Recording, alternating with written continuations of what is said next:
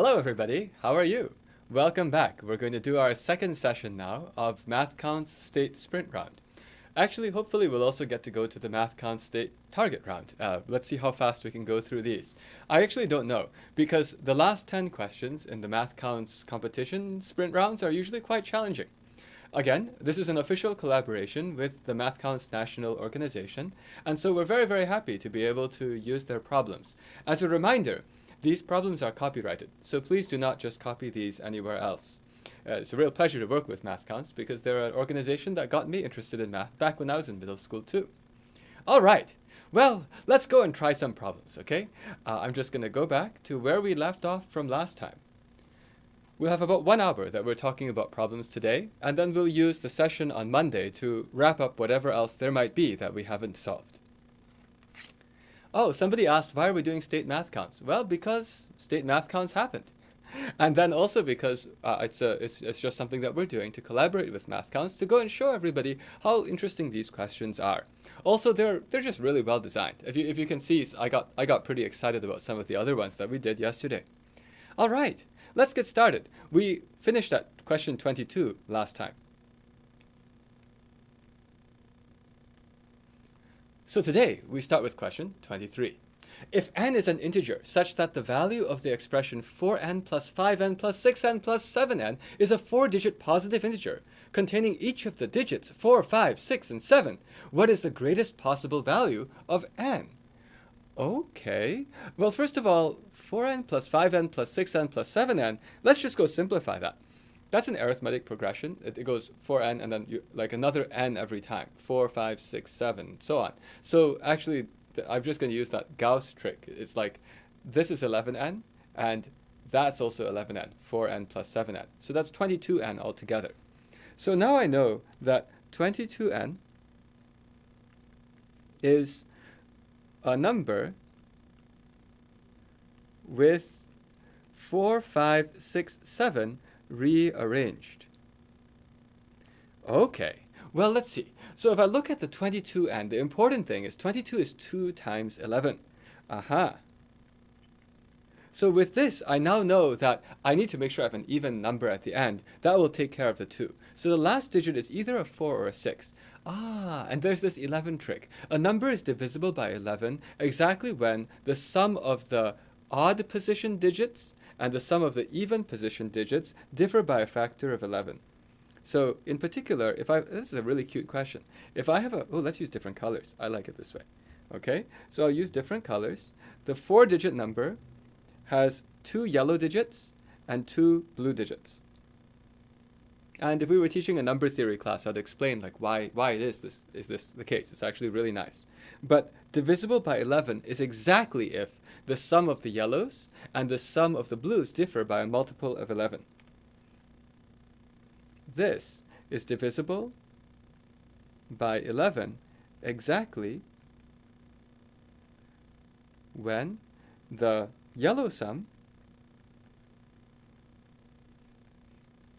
minus the blue sum is a multiple of 11. Okay, now the first thing I want to check is does that mean the difference is 0, right? Like, is it possible to have a difference which is like 11 or 22? Well, probably not. Like, the way I could get the biggest difference is if I stuck the biggest numbers in 2 of them and the smallest numbers in the other 2. And if I had 7 and 6 versus 5 and 4, that's not going to make 11. I mean, the easiest way I see that is like, if I go 7 here, and then 6 there, and then 5 here, and then 4 there, it's like from the 7 to the 5, that's a -2, and then from the 6 to the 4 is a -2. The biggest gap I could make here is like 4 or something like that. So actually, multiple of 11, here I know that they're equal. So now I know that the sum of the yellows equals the sum of the blues. Here, that's 0. Okay, so now I know the sum of the yellows is the sum of the blues. So that will deal with the multiple of 11. Now I just need to do the multiple of 2. So I guess I need to go and say, let's try to put an even number here. And let's see how I can make the sums be the same. Well, one way I could put an even number there is I could put a 4 there. It's either going to be a 4 or a 6, right? And now I already see, if I have a 4 there, how do I make 4 plus something equals the other two? Oh, I actually know something about the sums, right? Because the sum of all of the digits is 22. That means I need that each of the sums has to be 11. Now I know that the yellow sum, that's yellow, the yellow sum's 11 and the blue sum's 11. Because the whole sum's 22 and the yellow and the blue add to the same thing. So that's 0, and I'll actually even say, so both colors sum to 11. Okay, now I can fill things in. 4 and 7. Okay? And then the next thing is like to make the yellows sum to 11. That's 6 and 5. Now I'm doing it this way on purpose, because the goal was to make the biggest possible number, right? I need to have the biggest possible value of n, which is also just the whole thing being the biggest. If you can see, one option is if I put a 4 there, then I have no choice. That's going to be a 7. And here, if I want the biggest possible number, I should put the bigger one first, because that's 6 and then 5, not 5,000 something. That's one option. There's another option, which I can already see the other option. Oh, maybe the other option's better. Let's see. The other option ends with my head. Let's do it over here. Okay, so the other option, let's go write 4-digit number. Okay, let's see. If I have a 4-digit number like this, that's 4 digits. Otherwise, it can end in a 6. That's the other even possibility. Now 6 plus 5 is 11. Now I need to have a 4 and a 7. So I want the bigger one first. Aha, that looks better. That's bigger. So that's going to be the answer after I have to divide by 22, and then that will be the answer. So let's go and find the answer. I need to know what is 7546 divided by 22. 22 times 3 is 66. That gives me 94. Okay. 22 times 4 is 88. And if I subtract that, that gives 66. Hooray! 343. What a nice number. Okay, so this works. And it actually doesn't run into my head. How nice. So the answer I'm getting is 343. Is there a way I could have seen that? Maybe. But 343 is 7 cubed. Sort of makes me wonder, is there like some nice trick here to see why it's 7 cubed? I don't see that immediately, but I think that this is nice. Yeah, this is nice. Okay, so my answer I'm putting forward is 343. Let's go and see if that's the right answer. It is. We're good. Okay, making sure I can see something here. Okay, cool. Let's continue on. Question 24. If x and y are positive numbers with x minus y equals 12 and cube root of x minus cube root of y equals 2, let's finish the cube root signs. These are cube root signs. Okay. What is the value of x times y? Express your answer as a common fraction. Yikes! Okay. Well, in that case, I think what we're going to do is we're going to not like cube roots. Cube roots are really scary, okay? So the first thing I do when I see cube roots is I say, I don't like them. U is going to be the cube root of x, and that's going to let me replace x with u cubed.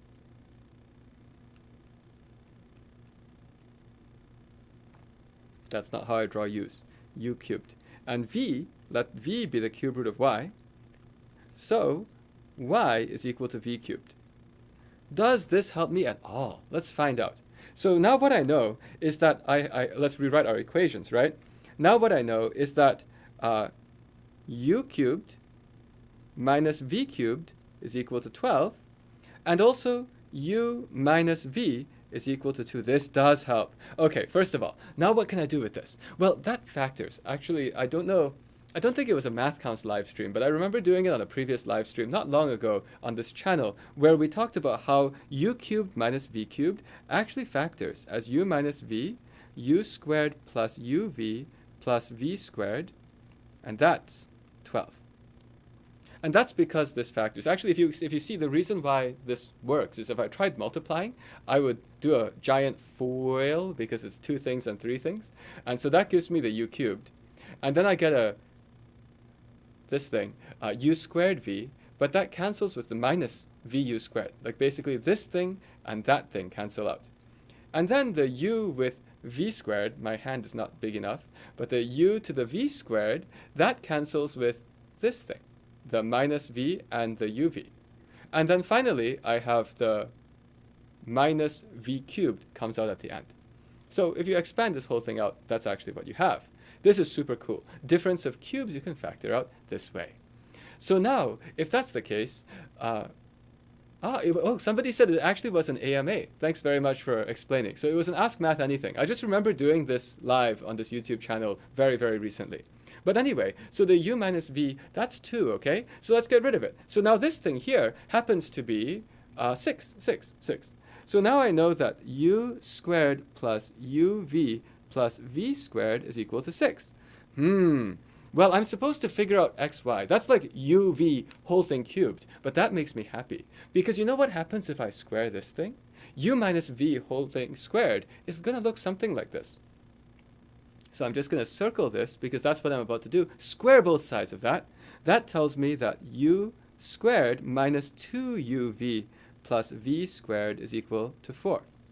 And that's just like what always happens when you expand out like u minus v whole thing squared. Okay? So then if I look at this, now I can find out something interesting. Now I know 3uv. Just subtract these two equations. Subtraction time. I get 3uv is equal to 2. Oh, so uv is equal to 2/3. But that's not what I want. I want xy. And xy is what compared to uv? Yeah. That's right. xy is just uv whole thing cubed. Yeah, uv multiplied together and then cube it. Okay?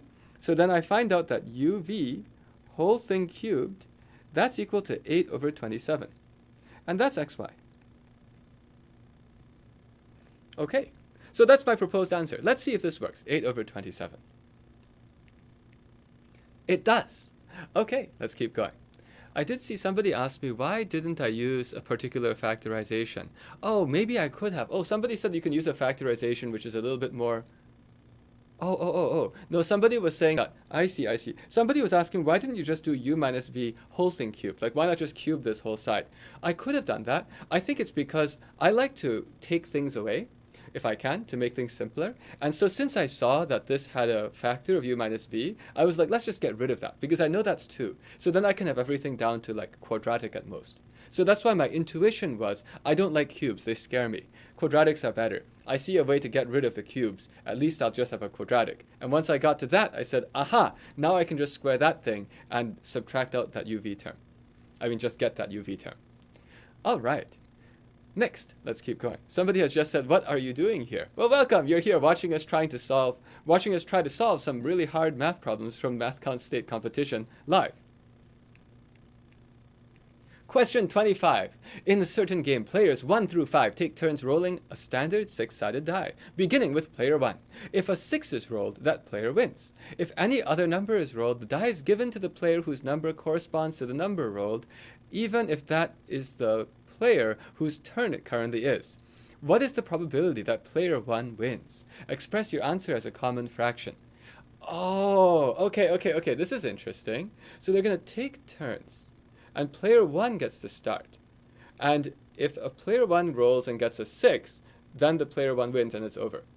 Otherwise, then the die goes to whoever got it rolled, even if that's the person who's... Oh, this is really nifty. All right, so here's what I'm going to say. At first, I'm like, hey, it's super symmetric, you know? So the answer should be 1/5. It should be 1/5. You got 5 players, they're playing a game. And the rules is the same, right? Like, you roll the die, and whatever number it is, it goes to that person. And they're all equally likely, 1, 2, 3, 4, and 5. So the answer is 1/5. But no. There's something that's not fair. Who goes first? Player 1 goes first. So here's how I'm going to split it. I'm going to say, player 1, you go first. Guess what? You might actually win right away. So player 1, two possibilities. Get 6. Yay! You win! Done. Player 1 wins right away. If player 1 gets a 6, player 1 wins. And so this is like a win right away with probability 1. So I'm saying that if you got the 6, it's over. You win with a probability of 1. Okay? And something I want to write here is like, what's the chance that player 1 gets a 6? This is a 1/6 probability. Okay? Now, how about the other options? Get something else. Get not 6. Get 1 to 5. Well, what does that mean? I don't know. Is it good? Is it bad? I have no idea. That's supposed to be like a half happy, half sad face. But I don't know what happens. But you know what? What's the chance you win in that situation? First of all, by the way, that's a 5/6 probability. Now, this is actually pretty cool. Suppose that you got a 1 to 5 and you don't know which. Well, now it's fair. Remember what I said was like, hey, it's a fair game. What always happens is you got these 5 people. And like, who cares whether your name is 1, 2, 3, 4, or 5? Because the die has 1, 2, 3, 4, or 5. They're all equally likely. So what I'm saying is that at this point, if player 1 rolls and got a 1 through 5, don't know what, it's now a fair game. Because it's equally likely that any of the people now has the initiative, meaning that they are the one who's rolling. And that means that they then have the chance to get the 6 and win. So what I'm saying here is that this one is win with probability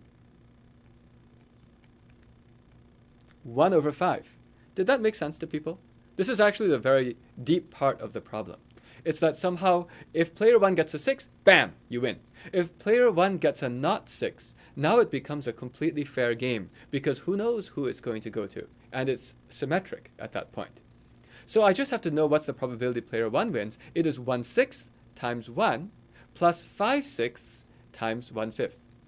Right? Because I either go up or I go down, and then I have certain probabilities of eventually winning.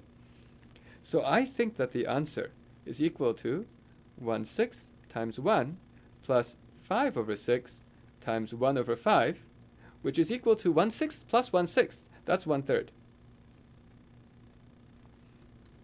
Okay, let's see if this is right. These are tough. Whenever you have a probability question, you always wonder a little bit, did we calculate everything? Did we take into account everything? Let's find out. It's good. So it is 1/3. Okay, very good. Let's continue on to the next problem. They're getting harder, I can tell. Question 26. If t is a real number such that t plus 1 over t is 3, what is the value of t to the 5th plus 1 over t whole thing to the 5th? Oh my, these are always a little bit tricky. So let's see. I know that t plus 1 over t is equal to 3. Now if I want to do all of these other ones, I could attempt to use, like, take both sides to the 5th power.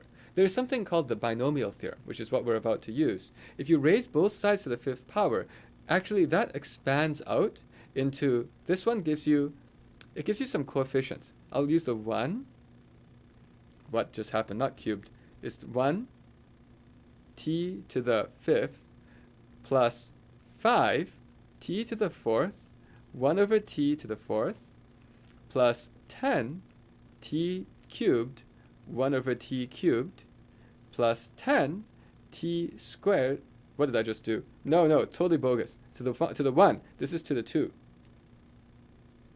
Plus 10 t squared 1 over t cubed plus 5 t 1 over t to the 4th plus 1 over t to the power 5. And this is equal to 3 to the 5th, 243.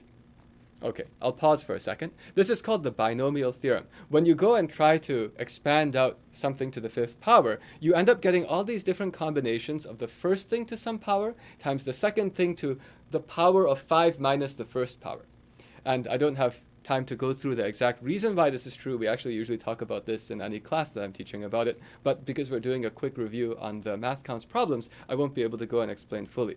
However, the coefficients are 1, 5, 10, 10, 5, 1, which is what you have across that row of the Pascal triangle. Now, the reason why this is nice is because some of these things actually cancel out quite well, I think, or at least I hope. Let's see. So if I go and simplify it, I get a t to the 5th plus, here's what I'm going to do. I'm going to do t to the 5th plus 1 over t to the 5th. That's one part. I took the first thing and the last thing. Okay. And then there's also a plus 5 times t cubed plus 1 over t cubed And then there's a plus 10 t plus 1 over t is equal to 243. Well, that's really convenient, because now I can see that, gee, if only I could figure out that thing, I'm good, because I know what this is. I know what t plus 1 over t is. That's 3, right? So this thing is 3. That's 30. So I'm just going to note that I know what this is. I know that this is 3. So if only I could figure out what that is, then I would be in good shape. But if you can look at this, the same pattern is going to work. If I just did this thing and cubed it instead, then I would get an expression for this piece. Watch. So I'm going to leave this thing here, and I'm going to do the same idea again, just with only cubed. So I'll take t plus 1 over t is 3. Now let's cube both sides. If you cube both sides, you get 1t cubed plus 3t squared 1 over t plus 3t 1 over t squared plus 1 over t cubed. That's equal to 3 cubed, which is 27. Okay? But now it's good, because now I can start to pull this apart. This is telling me that if I had t cubed plus 1 over t cubed, that's one term, plus 3 times t plus 1 over t, that's equal to 27. Aha! Now I know what t plus 1 over t is. That was 3. Watch how I'm taking this whole thing and working backwards. Right? This thing is 3. T plus 1 over t is 3. So now I know what this is, because that's 3 times 3, that's 9. Take away a 9, that tells me that is 18. So t cubed plus 1 over t cubed is equal to 27 minus 9, which is 18. Okay, now let's throw it into the previous one. This is cool. I'm glad that you like this. This is actually really cool. The idea is if I have like a t plus 1 over t, and I take various powers of it that are getting bigger and bigger, a lot of like cancellation and symmetry happens. And the way you eventually get it for the t to the 5th plus 1 over t to the 5th is we get it for the cubed one first. So here we get 18. Now let's put it back into the original one. That's 18, right? So this is 18. Hooray! Now we can get the answer. We just need to go and figure out what happens when I subtract some stuff. So I take 243 minus 30 minus, what's this, 90? Yeah, because the way I did that fast is I said 18, well, I see a 5. So I want to throw a 2 into the 5. So let's break this into a 2 and a 9. Give the 2 to the 5. Now I got 10 times 9, 90, right? So let's see. Now I know that this whole thing is 90, and this whole thing is 30. So that means if I put them together, this whole thing is 120. Now we subtract. T to the 5th plus 1 over t to the 5th is just going to be 243 minus 120.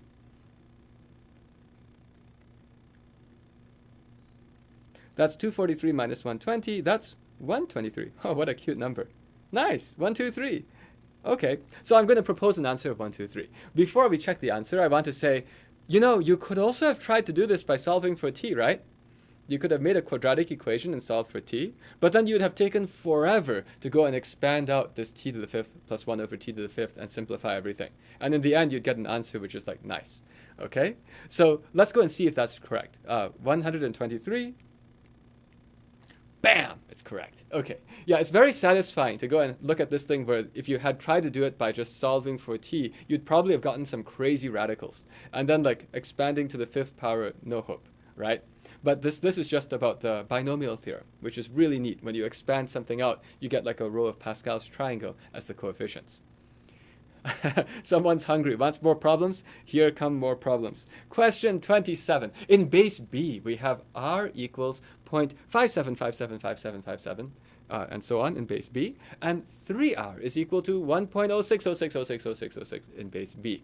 What is the value of r in base 10? Express your answer as a common fraction. Oh, that's really interesting.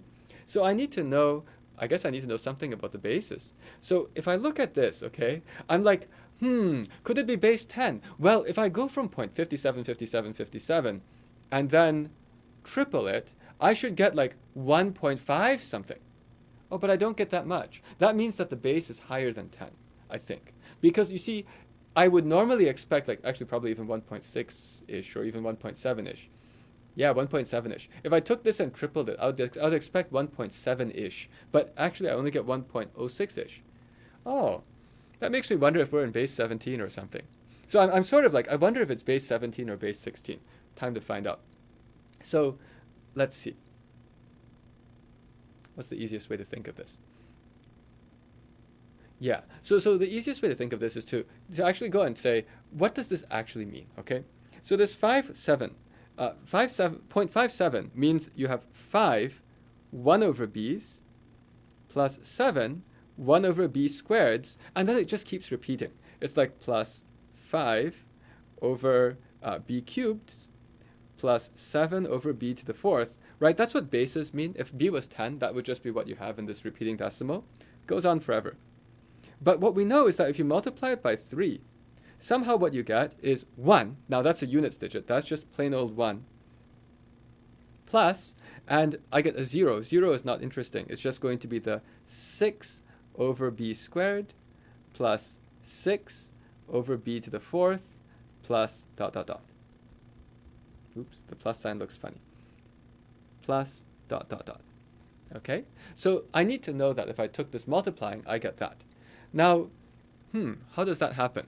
Well, I guess I could think of it almost as some kind of a geometric series. I'm actually going to do that out slowly, right? This is actually a geometric series because the way I can think of it is this is one blob, and here's another blob. And to go from one to the other, you go by times 1 over b squared, okay? So now that's going to be an infinite geometric series. If you want to add up an infinite geometric series, the sum is the first term, 3 times 5 over b plus 7 over b squared divided by 1 minus the common ratio, 1 over b squared. I'm being careful to make the b's not look like 6's because there's a 6 in this problem. So this is the formula for infinite geometric series. If I have something, I take the first term over 1 minus the common ratio. We are in the deep end of the sprint round, so these are a little bit more complicated questions by now. How about over here? Well, I can say a similar thing. So the other one over there is going to be 1 plus the first term, which is 6 over b squared, divided by 1 minus 1 over b squared. Because what I have over here is also, the 1 is different, but like somehow here I have always times 1 over b squared. Okay, well in that case I can solve for b now.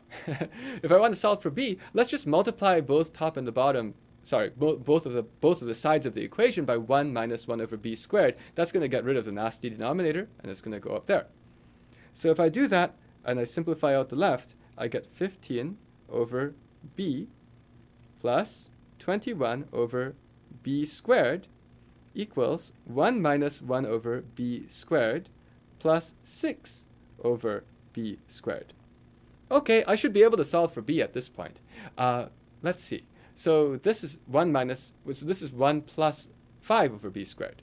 All right, so I'm going to go to the next screen. I'm going to rewrite this stuff on the next screen. So I have 15 over b plus 21 over b squared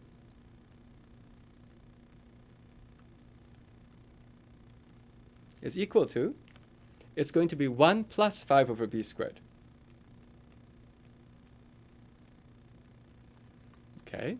And now I guess I just need to multiply up by a b squared, and then I'll have no denominators anymore. 15 b's plus 21 is equal to b squared plus 5. Quadratic equation. B squared minus 15b minus 16 equals 0. Okay, I guess I can factor this. This thing looks nice. This looks like the b squared minus 15b plus 16. To me, it looks like you can do this with a 16. Whoa, minus 16. It looks like you could do this with a 16 and a 1 with like a minus sign there. So that's how I'm factoring this, because that makes a minus 16b plus a 1b is minus 15b. So that's okay. Okay, so now what I found out is that 0 is equal to b plus 1 times b minus 16. Aha! So that means that I have two answers. Either I'm in base -1 or I'm in base 16. Did you see how I guessed that actually? So I knew that it was going to be something around base 16 or base 17. And the reason I knew that is because back here, it was like 0.57. If I cubed it, it would have become like 1.6-ish if I was in base 10. And so I was like, how can I make the 1.6-ish become like a 16 and a 0? So that's why I was actually thinking it's probably base 16 when I was looking at this, except I wasn't sure if it would be base 17 because of some rounding issues. So I did it carefully. All right, well, we did it. So now we just need to go and figure out what this is in base 10. I just need to know the answer of this point 57, 57, 57 nonsense, where the b is equal to 16. Okay, that just doesn't have the 3 here. That's just this thing, right? This part without the 3 is r. And I just have to throw b equals 16 there. So I'll rewrite that piece. Okay, I'm trying to think if I have space. Well, I guess I could make space. I'm afraid of accidentally going over and seeing the answer. I don't remember how many blank pages I have in this thing. But so let's look at it here. Can I actually fit it in this? Maybe I can not. Yeah, here's what I'll do. I'll look at this thing, okay? And I'm going to take this, and I'm trying to save some space. I want to multiply the top and the bottom by b squared, so I don't have this annoying b squared denominator. But remember, the 3 shouldn't be there, because that's 3r. So if I multiply top and bottom by b squared, I'll get 5b plus 7. I'm going to write that here. 5b plus 7 divided by... And here, if I multiply the top and bottom by b squared, I get just plain b squared minus 1.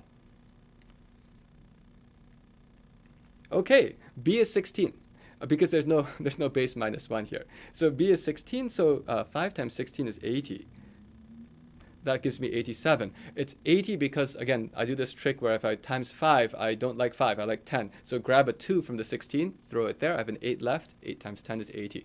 And then 16 squared is 256, so this is 255. Ooh, 5 is 2 plus 5 plus 5 is actually a multiple of 3. That's 12. That means I can divide the 3 off the top and the bottom. So if I take a 3, 3 times 2 is 6, 3 times 9 is 27. That's a prime number. It's not going to get any more reduced. 3 times 8 is 24. 3 times 5 is 15. I think I'm coming out to an answer of 29 over 85. Read the question again. Seems reasonable. So I think the answer is 29 over 85. Okay, let's see if this is right. This was a little bit crazy. It's right. Okay, yes, and so what you're seeing here is I was actually not only doing the problem with the quadratic, but I also had done the initial gut check of about what do I expect the answer to be. Because then as soon as I saw the answer was 16, I was like, yes, I believe this. My instinct was telling me it was 16 or 17 for the base. Okay, let's keep going. Surely we'll be able to finish 28, 29, and 30 in like half an hour, right? Given that this is an exam that you're supposed to only have 40 minutes to do. Famous last words. The integers from 1 to 16 are placed in the 16 circles in the figure shown, with each number occurring exactly once, and so that the sum of the 6 numbers around each hexagon is s. What is the greatest possible value of s? Ah, okay. So if I want to sum up all of the numbers around each hexagon, well, first of all, that means that 4s is the sum of all the numbers, right? Maybe, or not. Well, because each one of them adds to s. There's 4 of them, okay? So 4 times s is going to be equal to the sum of the numbers from 1 to 16. But not really. Not really, because some of these are counted more times. So this one, let's write down how many times were counted. Okay, these are not the numbers inside, it's how many times they're counted. This one's counted twice, because it's inside 2 of the loops, right? For each of the loops, I will add this guy to that sum, and I'll also add this guy to that sum. But this one's in 3 of the loops, 1, 2, 3. This one's also in 3 of the loops. This is in 2 of the loops, 2 of the loops, 2 of the loops. Everything else is in 1 of the loops. Okay, so now what I know is it would be this, except there's some bonus. Let's put some letters in. The 2's, those are A, B, C, and D. I need to have a bonus for those. I'll write an extra A, B, C, and D, and I'll also write that I get double bonus for these 2 that are in here, E and F. 2E plus 2F. Notice I called them double bonus. I'm thinking of everything in terms of bonus, because it's like if I just added the 1 through 16, I would have counted everything exactly once. But I want to count the green ones twice. If I want to count the green ones twice, that means I need to add them again. But I want to count the yellow ones 3 times, so I need to add them 2 more times. Now my goal is to go and make S as big as possible. So I should be greedy. I wonder if I could, and this is where we need to see, is it even possible? It would be great if I could be the greediest possible, putting E and F as the biggest possible things because they're giving me bonus, right? So I'm first writing down my dream outcome. My dream outcome would be if I had 15 and 16 for E and F. And then my next dream outcome would be, well, what if I could put here the ones that are a bit smaller, which is just, well, I have to go backwards. 14, 13, 11, 12, right? I would like this to be 12 all the way to 14. And if I could do that, then that would be the biggest possible sum I could have. But I said the word if because I need to actually have that the sum of the numbers around the hexagons are S, okay? I don't even know if S is a whole number yet. Let's find out. So let's see. 4 S's is this sum. What is this sum anyway? What's the sum of the numbers from 1 to 16? Well, the sum of the numbers from 1 to 16 is how many there are, which is 16, multiplied by the average. And the average of them is the average of the first and the last because they're equally spaced. That's 17 over 2. And then I also need to plus the 12. I can't count. What's up with this 12? No. 11. It has to be 11, 12, 13, 14. Not 12. 11. Okay, so not 12. So I have to go from 11 to 14. But it's still going to be the same deal. 11 plus 14, that's going to be, 25. That means this is 25. That means the whole sum is 25 plus 25, which is 50. So I'll write 50 for that. Plus the double of E plus F. E plus F is 31. Double of it is 62. Okay, what is this? Let's find out. So the 2 and the 16 gives you 8. 8 times 17, what a wacky number. What is that? 17 times 8. 8 times 7 is 56. 8 times 1 is 8 plus 5 is 13. 136. So I need to do 136 plus 50 plus 62. All right. 136, double checking my math as usual, 136, 50, and 62. If I add them all up, 6 and 2 is 8. Now this 3 and 5 is 8, 8 plus 6 is 14. Put a 1 there, that's 248, oh good. Why I said oh good is because that's a multiple of 4. You see, if it's actually not possible to lay out all the numbers this way, I'm just going to have a nightmare. It'll be no fun. But at least I could hope so far. 4 times S is going to be 248, so S is still a whole number. So I find out that S, if I can actually pull this off, S would be divide 248 by 4, 62. Okay, and now the deep question is it possible? So I'm going to try to put the numbers in and see if I can get sums of 62. If I can actually get sums of 62, the answer is 62. If I can't, then it's a nasty problem. Okay? So now I'm going to start erasing out some of these things. So the E and the F, I declared that I want them to be 15 and 16. I need to get sums of 62. So now I need to go and start distributing the numbers 11, 12, 13, and 14. Well, for poetic justice, I think I want to try to put the bigger ones on the left. Bigger ones on the left, smaller ones on the right, because I've got this massive 16 helping me. 11, 12, 13, and 14. And now the deep question is it possible to finish this stuff? That's a good question. Let's start with these, which are more empty, right? So over here, I have this, more full. I only have to worry about 2 unknowns, okay? So far, what kind of sum do I have? I have 11 and 13 and 15 and 16. Well, that one gave me 31, okay? And let's just start adding. Wow. This is painful. Okay, let's see. So let's start adding. So let's just go in order because otherwise I'll make a mistake. So 11 plus 16 is 27. We're just adding in our head. So we got 27. 27 plus 15 is 42. Really? Such a nice number? Yes. And I just double checked that because that's 31 plus 11, 42. So 42 plus 13 is 55. Okay, I have 55 so far. If this is 55 so far, then I need to have 7. So somehow this stuff is 7. Oh, neat. Let's look over here. So over here I have, oh, well, I mean, if I go from the 11 to the 12, I add 1. And if I go from the 13 to the 14, I add 1. So these need to add to 5. And that's because if that was supposed to be 7, and I switch over to here, where I grow and I grow by 1 each, I better drop by 2. Oh, nasty. Okay, let's see, what else do I have over here? I have this 13, 15, and 14.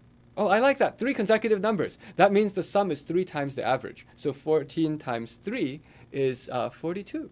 Yeah, 42. So if that's 42, this adds up to 20. And then over here, what should this be?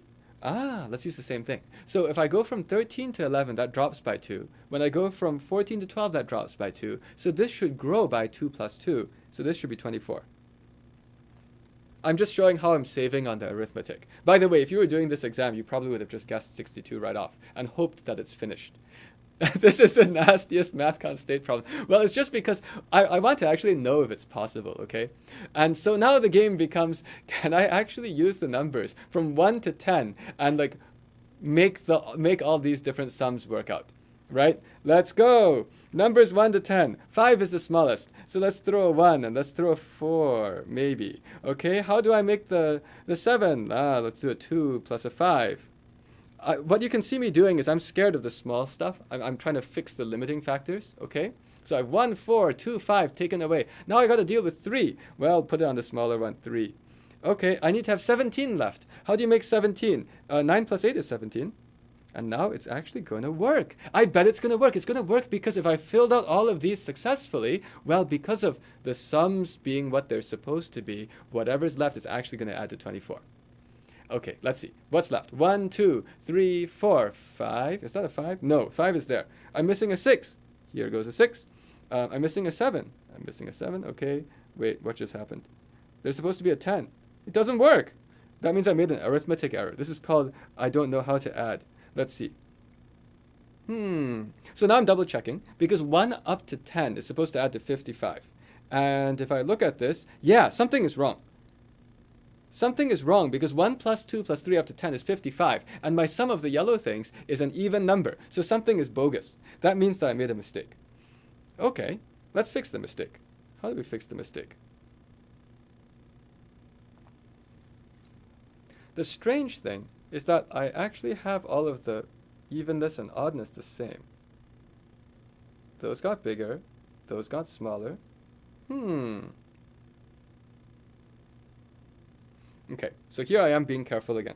I'm not declaring I have an answer because something is wrong. 1 plus 2 up to 10 is supposed to be 55. Each number exactly once. Okay. Oh, I see the bug. I see the bug. The 15 and the 16. That should be 23. Because over here, what I did is I said, what changed from here to there, right? What changed from here to there was I said that one went down by 2, that one went down by 2, and that's it. But no. This one went up by 1. So in that case, if these go down, and this goes up by 1, that should be 23. Okay? This should actually be 23. So now since that should be 23, does that add up to, oh, it does. It adds up to 23. 6 plus 7 plus 10, that is totally 23. And just like a quick sanity check, if I try to add this all together, I get 11 plus 12 is 23. Oh, and that's 23, so I got 46 so far. And it adds up to 62. I think it's okay. Okay, so what we just found out is it is actually legitimately possible. And so the greatest possible value of S is 62. Now, notice that I was actually trying to just make sure it was even possible to put the numbers down. The greedy part was just called, I want the biggest possible things that are hit 3 times. I want the second biggest ones to be the ones that are hit 2 times. Hope for the best. Hope it's possible.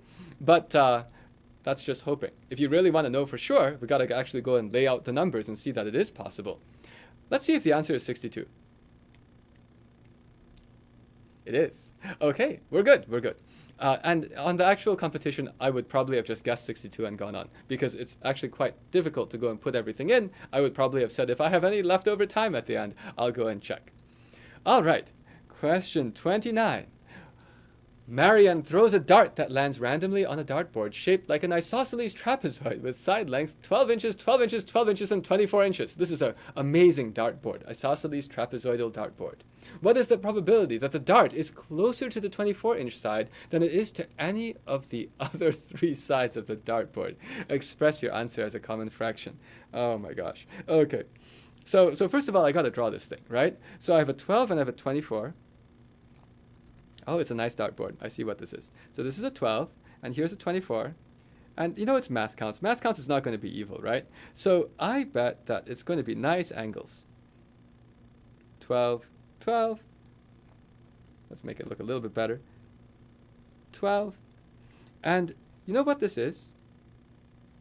If I draw this down, then, you know, from the 12 to the 24, it's like plus 12. So that's like each of these things is an extra 6. Anyone know what kind of triangles these are? A 12 and a 6, that's like half of an equilateral triangle. So these are 30, 60, 90 triangles. Maybe I'll use those at some point.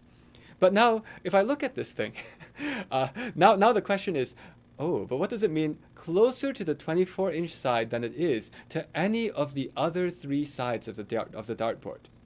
Well, that's actually the notion of an angle bisector. If you want to know if something is closer to one side than the other, here, let me just draw like a part of the dartboard.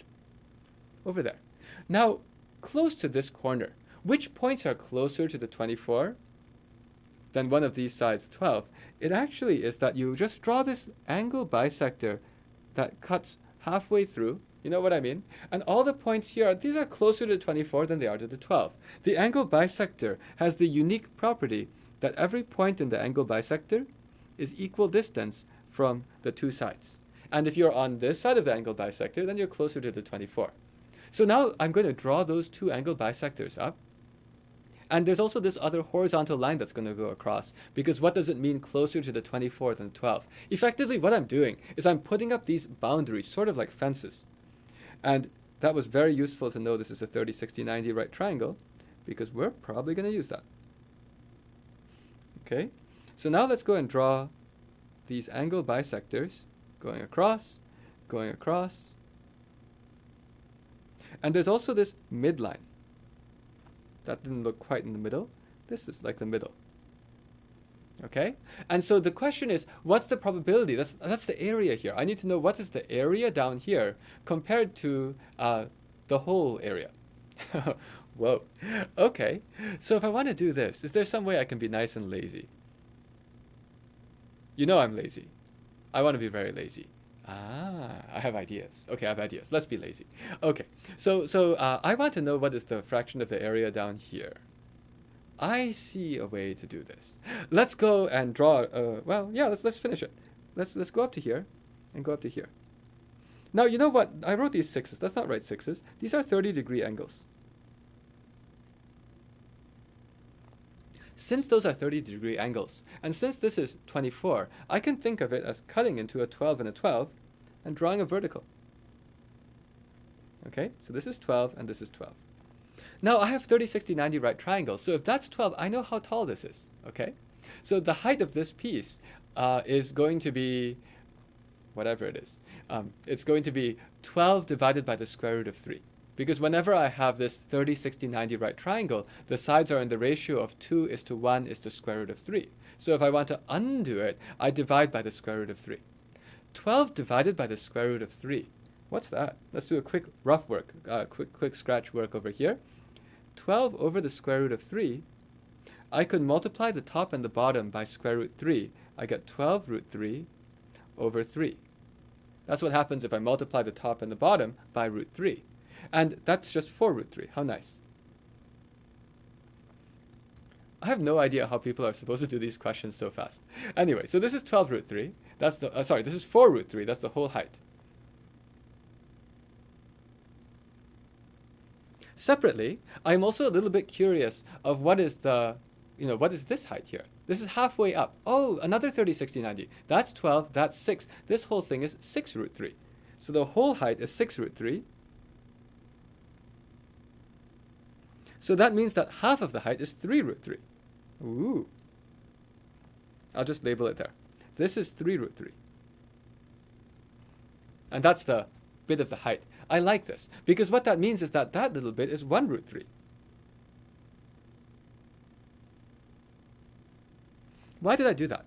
I did that because now I can tell you what is the area of this little trapezoid. You see, the area of this little trapezoid, I'm looking again to see if I can be even more lazy some way. No, not really. This will be fine. So the area of this little trapezoid is actually going to be a fraction of the area of this whole triangle. And the way I see that is because of similar triangles. You see, this top triangle is only 1/4 of the height of the whole triangle. That means that the area fraction, that is this tiny little bit on top, is 1/4 whole thing squared of the entire green triangle. So what I just found out is that the area of the little triangle is equal to 1/4 whole thing squared times the area of the big triangle. Is that okay? That's like it's like a hat. Anyway, okay. So this is 1/4 of the height of the whole thing, and so that means that the area is going to be 1/16 of the whole thing. I did that on purpose because that tells me that the trapezoid I'm curious about is 15/16 of the whole thing. Okay? I do get a hat now. Anyway, so that means that the area of the thing I care about, which is this trapezoid, is equal to 15/16 times the area of my head. The whole thing, that thing. Okay, I just drew an arrow. Okay? Free hats, exactly, free hats. All right, so now I just need to know the area of that whole thing, because I'm going to get an answer now, right? My answer is I take this area, divide by the area of the whole trapezoid, and I'm done. So now I just need to say that I need to know the area of that triangle, but I know it because I know the base and I know the height, right? That's perfect. So that means that the area of this triangle thing is 1/2 base times height. Oh, half the base is already sitting there staring at me. I like to do it where if I see half of the base, I already see it. It's 12. Half of the base times the height. The height is 4 root 3. So now I know this thing that I want. This thing that I want is 15/16 times that nonsense. So that's equal to 15/16 times 12 times 4 root 3. Simplify time. Well, the 4 cancels out the 16. Actually, the 16 splits into 2 4s. One of the 4s knocks out the 4. The other 4 takes 4 out of the 12 and leaves 3. So I get that this is 45 root 3. And to finish off the whole problem, I just need to know the area of the whole trapezoid. Well, that's the average of the bases times the height. The height's here, 6 root 3. Okay? So that means that the area of this big trapezoid, that's equal to average of the bases. That's the average between 12 and 24, which is 18, which you can sort of see because it's 12 plus a 6. So it's 18, and you can see how I'm checking in my head to make sure all the calculations are right. Average of the bases times the height, 6 root 3. Okay, the answer will be take the green number, divide by the white number, and we will be done. And I'm not going to multiply out the white number because I'll cancel first. So the answer is equal to 45 root 3 divided by 18 times 6 root 3. Cancel, cancel, cancel, cancel. 9, take out a 9. 9 times 5, 9 times 2 is 18. Oh, that's it. Oh, cancel the root 3s, of course. So I just get 5/12. Wow, that's cool. Was there an easier way to do this? Maybe. So it's just 5/12. I see that clearly people like the hats. So it's like the hats everywhere. All the hat reactions. But 5/12. Nice. Maybe there was an easier way to do this. That'd be kind of cool. But I'm going to guess 5/12. Let's see if it's even right, okay? If it's wrong, I'm just going to stand under this hat like a dunce. It's right, so I don't have to stand under the hat like a dunce. Okay, but I guess I can draw a hat anyway. Maybe not. I'm not tall enough. Let's keep going. We have 6 more minutes to go and try to do the last question. What is this? Okay. For 0 less than or equal to x less than or equal to 1, the function f of x satisfies the relations f of x over x plus 1 equals f of x over 2. I have very hard time reading those kinds of ways of writing. I'm sure MathCounts wrote it in a more legible way. But on us, we're using these slides to draw. So it's hard for us to write, but I think that's what you have for the first one. And the second one, f of 1 minus x is equal to 1 minus f of x. Okay, and the question is, what is the value of the expression f of forever? Whoa, so the question is to go f of 2/3 plus f of 2/5 plus f of 2/7 plus forever. That's what you want. That's what MathCounts wants. Plus forever. Okay, well, if I want to do this, I have approximately 300 seconds. We'll see if this works or not. So if I want to do this, something is like, I think I probably need to know some values of f. Otherwise, I can't do anything, right? So, here are some values. So this is how I'm just playing with the problem. I'm like, hey, I can get f of 1/2, but that's dumb. I need f of 2/3 somehow. And then I need f of 2/5 and so on, all of those. But the reason I say I can get f of 1/2 is if I used x equals half here, well, let's just do it for fun. Here, let's feel like we achieved something.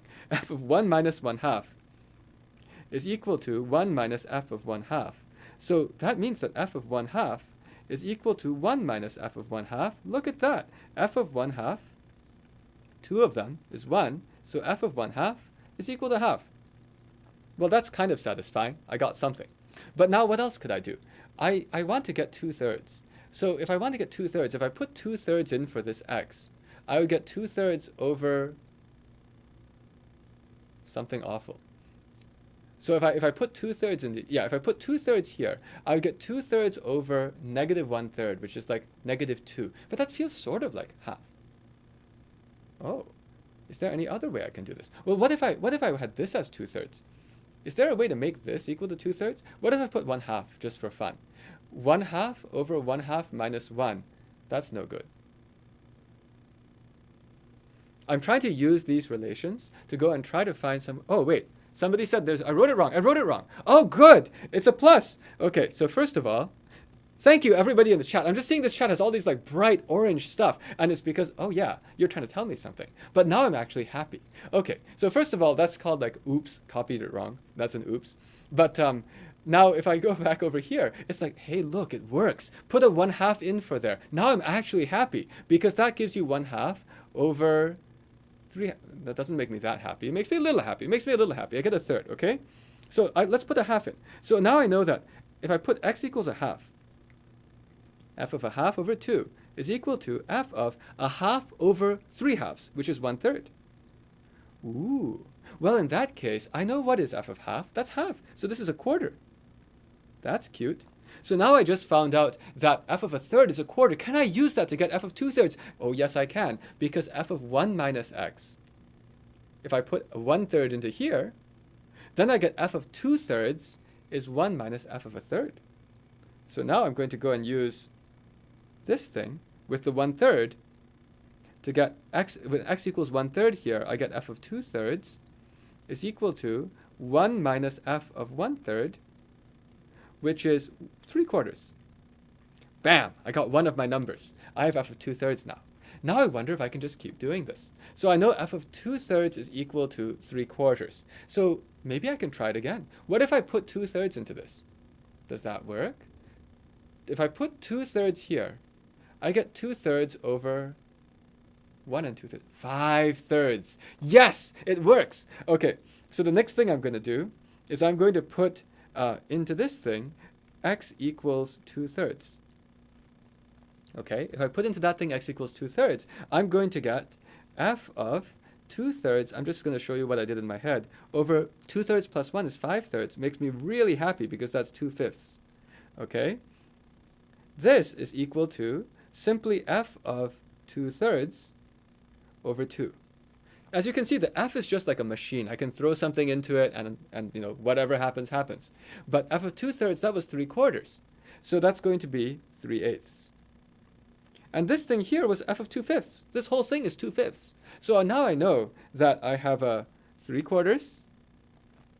Something's showing a pattern. This is 3/4. The next one is 3/8. And I'm supposed to add infinitely many things. I bet it's an infinite geometric series. I bet the answer is 3/2 because that's what will happen. Let's see what happens. Let's do another round. So if I do it again, then, oh yeah, of course it happens. Of course it happens. Because if I look at what happens when I do x equals 2 over 5, watch. It's again going, what do I mean? Not equals, colon. This means it's f of, it's 2 over 5 over, whenever you add 1, what actually ends up happening is it ends up being 2 plus 5 over 2. And that's just 1/2 of the previous one.